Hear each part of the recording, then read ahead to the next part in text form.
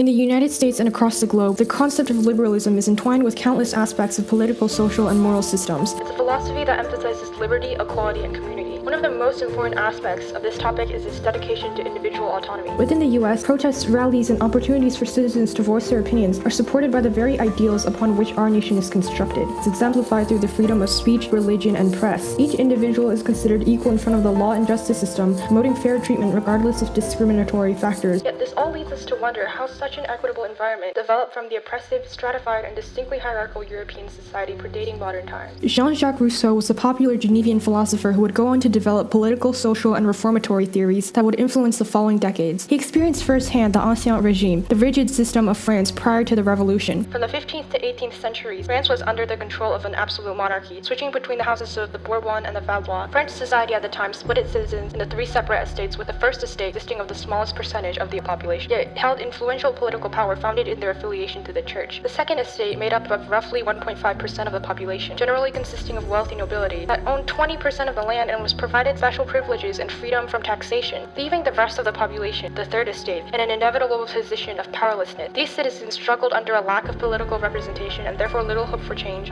as well as a heavy financial burden and increased taxation as the French economy sank further into a depression. Of all Jean-Jacques Rousseau's philosophies, most fell under the revolutionary belief that the systems of government currently in place were corrupting mankind, which was originally designed to live in an egalitarian society. His beliefs were not alone, echoed by a chorus of prominent philosophers such as Locke, arguing for the theory of natural rights and limited governmental control, Paine arguing for autonomous democratic government, Goethe, Wordsworth, Diderot, and countless others developed ideas that were the catalysts of the Enlightenment, a movement described by Peter Joachim Gay as a time when people dared to challenge the established order, question the authority of kings and priests, and to demand the rights of man and citizen. These men and their original, unique, and revolutionary ideas were solely responsible for the Enlightenment, and therefore all changes to society that came after.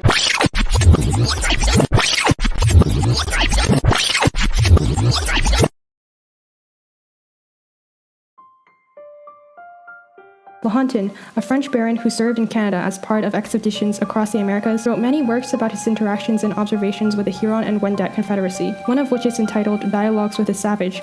As he describes the Hurons, I have never seen a people more generous, more hospitable, more faithful to their word, more constant in their friendships, more grateful for good offices, or more resolute in their undertaking. In another one of his works, New Voyages to North America, he describes the natives as capable of holding conversations which often last more than 3 hours, covering all sorts of subjects and in which they hold their own so well, even referring to them as rustic philosophers. In a conversation, a native makes several critiques of Western society. You Europeans are so proud of your reason, yet you act so contrary to it. You pretend to be the masters of nature, and yet you destroy it with your wars and your luxury. You boast of your laws and your justice, and yet you oppress the weak and the innocent. You worship a God of mercy and love, and yet you persecute those who do not share your beliefs. These words were allegedly said by Adario, Lahontan's native friend, whose image is representative of the noble savage stereotype due to the questionable truthfulness of these conversations, which were suspected to have been fabricated. The Indigenous critique refers to a criticism of the systematically unjust society in Europe by members of Indigenous tribes. It's developed in part by the nature of native society, yet exaggerated by the Western settlers projecting their own dissatisfaction with the systems back in Europe. This shows just how acutely the Indigenous peoples of America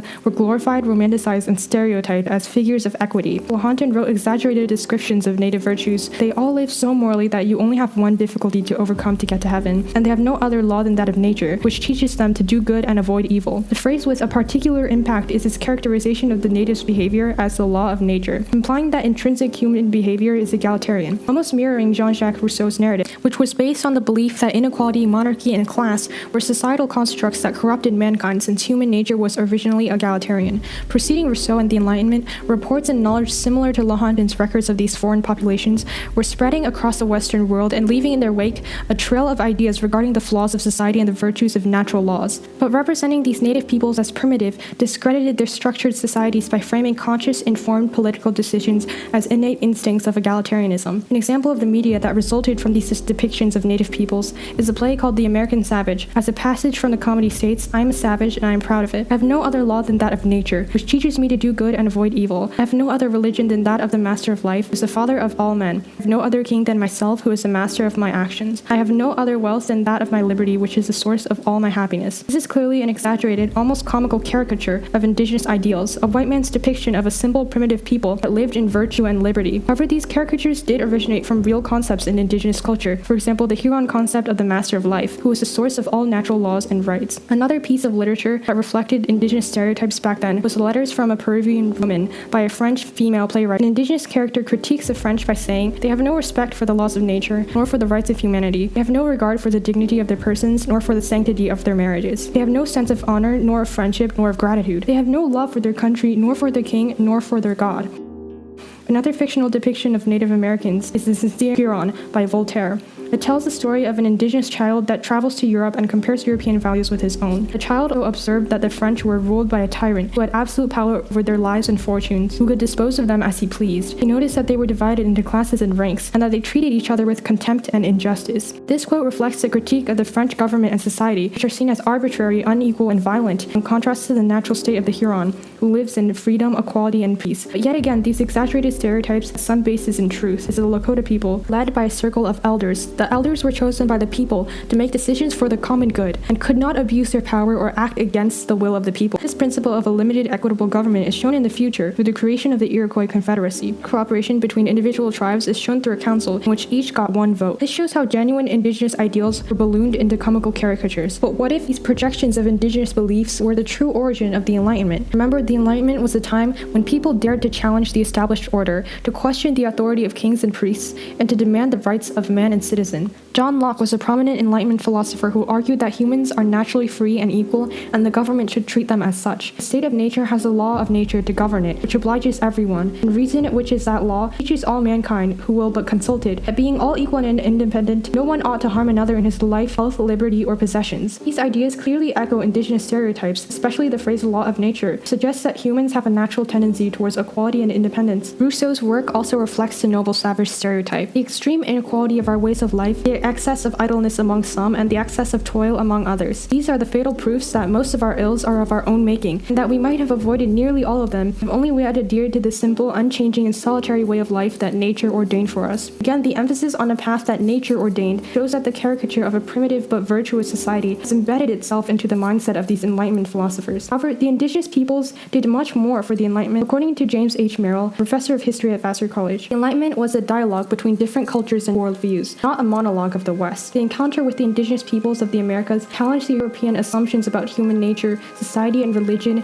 and stimulated new ideas about democracy, human rights, and tolerance. The indigenous peoples of the Americas were not passive objects of observation, but active agents of exchange, who shared their knowledge, values, and practices with the Europeans. According to Henri Dussel, an academic philosopher and theologian, indigenous philosophies and sciences were not inferior or primitive, sophisticated and complex, and enriched the European intellectual traditions. Indigenous critique was the catalyst for the emergence of radical enlightenment.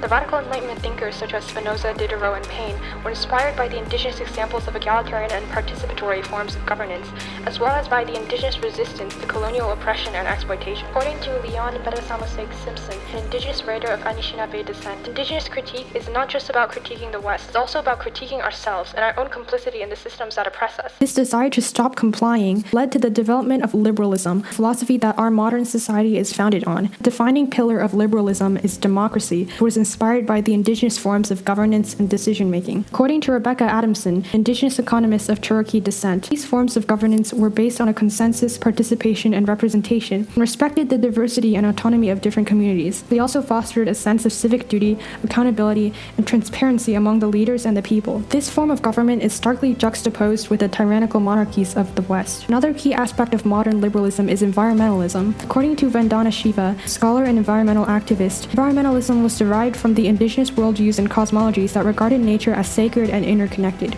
These worldviews and cosmologies help the people to live in harmony with the natural world and to respect the rights and interests of other beings. They also encourage the people to adopt sustainable and ethical practices of resource management and consumption. We are so powerful. I'm gonna need you to repeat after me. We are so powerful. According to James Anaya, a professor who has taught and written about indigenous rights, the idea of human rights, which is central to modern liberalism, has its roots in the indigenous traditions. These traditions recognize the inherent dignity and worth of every human being, Regardless regardless of their race, gender, class, or religion.